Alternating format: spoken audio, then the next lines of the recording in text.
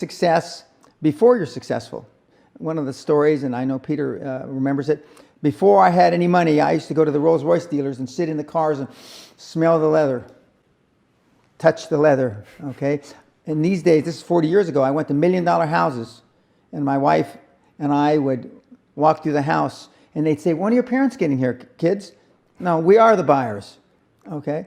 And to get used to it, and that's the reason the castle is so effective. And the reason I stopped giving outside seminars is that the success rate is almost 5 times greater going to the castle, having a butler wait on you, dressing, thinking more of yourself, because self-esteem is the key to high performance. If we feel good about ourselves and we hang around with people, the average of the 5 people that we are mostly around is who we turn out to be. Follow what you're passionate about, what you love. If it's not work if you love what you're doing.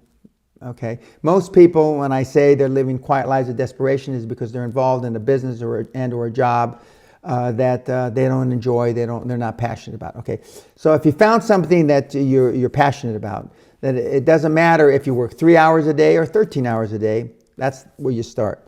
And most people aren't there. Most people have to find that. Famous Prussian general said, "Focus on the few, not the many." And the most common error that I see in reasonably successful businessmen and women are that they try to do too many things. And focus on the few, not the many. This wonderful, esoteric, elusive, God-like feature that only the special among us will ever taste. You know, it's something that truly exists in all of us. It's very simple.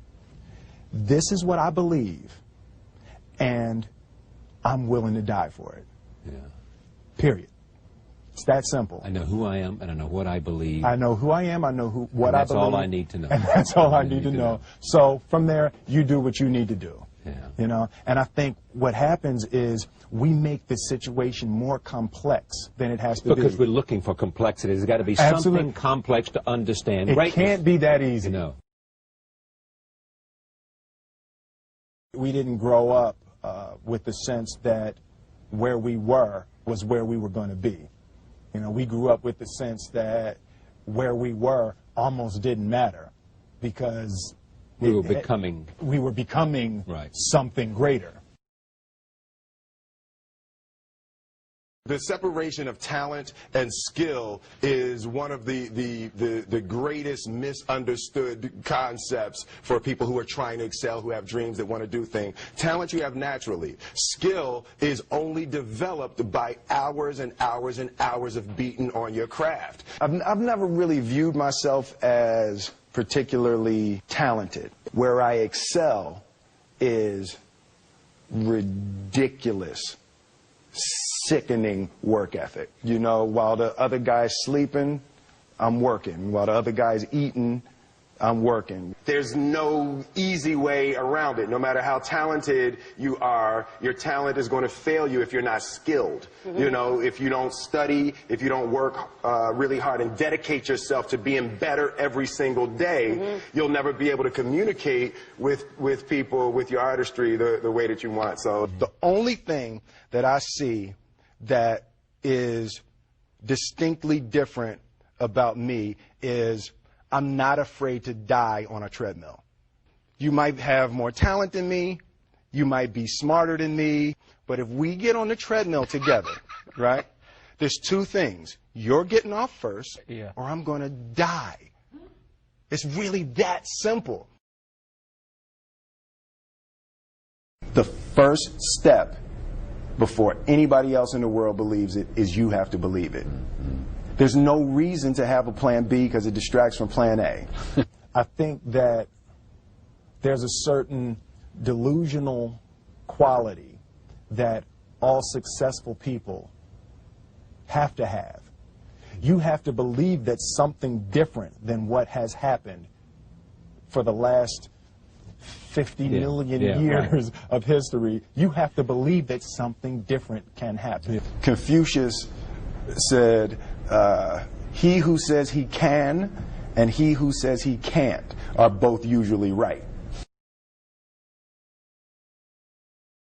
Being realistic is the most commonly traveled road to mediocrity.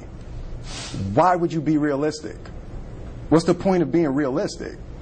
Just put up a barrier. Yeah, I'm going to do it. It's done. It's already done. The second I decide it's done, it's already done. So now we just got to wait for y'all to see. It's unrealistic to walk in a room and flip a switch and lights come on. That's unrealistic.